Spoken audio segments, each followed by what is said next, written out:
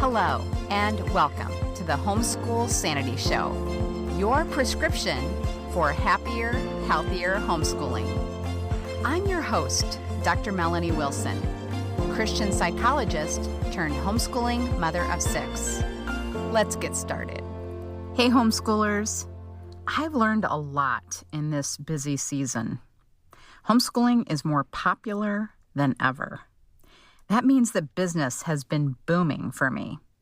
That's a good thing, but it has presented me with new time management challenges.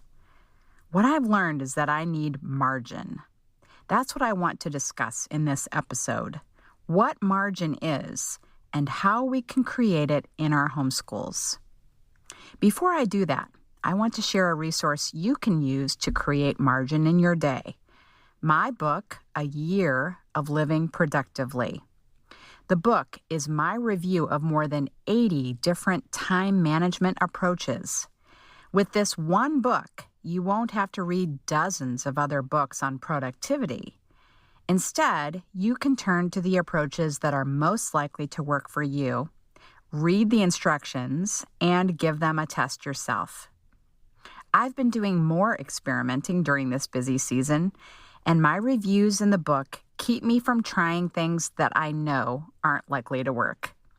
You can find the book on Amazon or at grammargalaxybooks.com/shop. Now for this week's topic, how to create margin in your homeschool. First, what is margin? You might call it buffer, unscheduled time, or rest. Whatever you call it, it's essential that we have it in our days. God created the Sabbath as margin. The Israelites were constantly looking for ways around the Sabbath as though it were a punishment or a way to ruin their weekend. Instead, Sabbath is a gift. Jesus said that Sabbath was created for us, not us for the Sabbath. Sabbath is for rest. Sabbath is for time with God. And Sabbath is to remember that we are not God. When we don't have a day off each week, the likelihood of burnout and illness is high. Our kids need a day of rest too. That day doesn't have to be Sunday. If you serve the church, Sunday is a work day for you. Another day could be Sabbath for you. Yes, we tend to have other commitments on our Sabbath day, but Sabbath commitments shouldn't be the same as other days' commitments. So a time to visit family, attend a Bible study, or even volunteer can fit into a day of rest. But we also need Sabbath for time with God.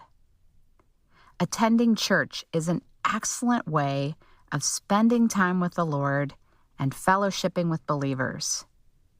But we can use the time to do more Bible reading, prayer, and journaling. If you sing or play an instrument, Sabbath is the day to make time for this. Listen to music that fills your soul. Go for a walk. Spend time in nature. Finally, we need Sabbath to remember that we are not God. So many times I have been tempted to work on Sundays, and honestly, I've given in. I do not trust that I can get everything done that must be done without doing that. This is my lack of faith in God. He hasn't given me more to do than can be completed in 6 days. Yes, I can fritter away the time that should be dedicated to working, but even when I've done that and confessed it, God has been faithful to enable me to get the important things done without working on Sundays. When we take a day of rest, we are reminded that we aren't essential. Only God is. He will accomplish His work with or without us, and He commands us to rest and renew. I want you to know that I am preaching to myself here. Decide on a day of a week that will be your Sabbath, but also give yourself a day for added margin. When we plan to accomplish too much in 6 days, there is no place but the Sabbath day for the overflow to go. So start planning 5 days of work, leaving 1 day as your margin day. Or if you are planning a 5-day school week, plan 4 days of work, leaving a 5th day as your margin day. Saturday is my margin day. The most difficult part of this is refusing to plan how to use your margin day ahead of time. It can become like a tax refund. A tax refund should be margin money, bonus money that adds more cushion to your account should you need it. But tax refunds are typically already spent by the time they're received. Often they're spent many times over. That's what we can do with a margin day if we aren't cautious. We can tell ourselves that we'll skip math, that we won't meal plan, that we won't start on that work or volunteer project now because, after all, we have the margin day. Now we can relax. But more things will come up to interfere with our plans for the week. We tell ourselves we'll just do our regular homeschool schedule on margin day. But what about all the other projects that have been allocated for that day? We can end up so overwhelmed on margin day that we don't want to do anything. We blow everything off and either have to stay up late to complete time-sensitive tasks, or we begin a new week feeling behind and cranky.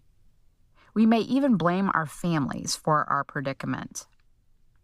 The solution is to do our best to complete our planned activities each day. At the end of the week, any legitimately unfinished tasks can be completed on margin day. To make effective use of margin day, we need margin in the rest of our days. If we try to squeeze too much into a day, we will never finish what we plan. Margin day will be overloaded. Interruptions and technical problems and underestimates of time required happen to every homeschooling family. So our days have to take that into account. Plan a block of time that will have nothing scheduled, but is specifically for unfinished tasks from the day. Like margin day, this time can quickly become planned when we don't feel like doing something now. Avoid this habit and keep your margin block open. I think of this time like a professional keeping time for walk-in customers. If you don't keep that time unscheduled, you won't be able to address the things that come up.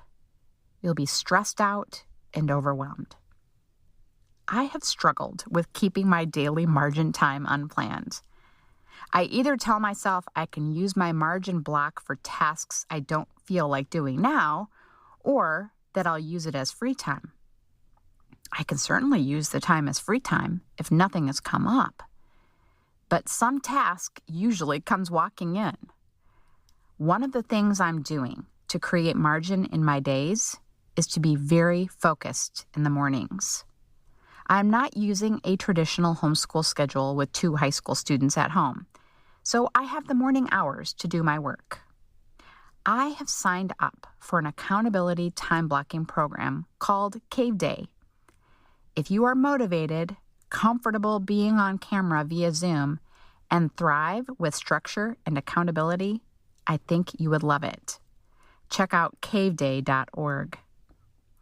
Finally, we can create margin in our workloads. I interviewed Amy Michaels about the 3-week month. I love the concept. You make progress on your goal 3 weeks in a month, leaving the half weeks of the month available as margin. I'll have a link to the episode in the show notes.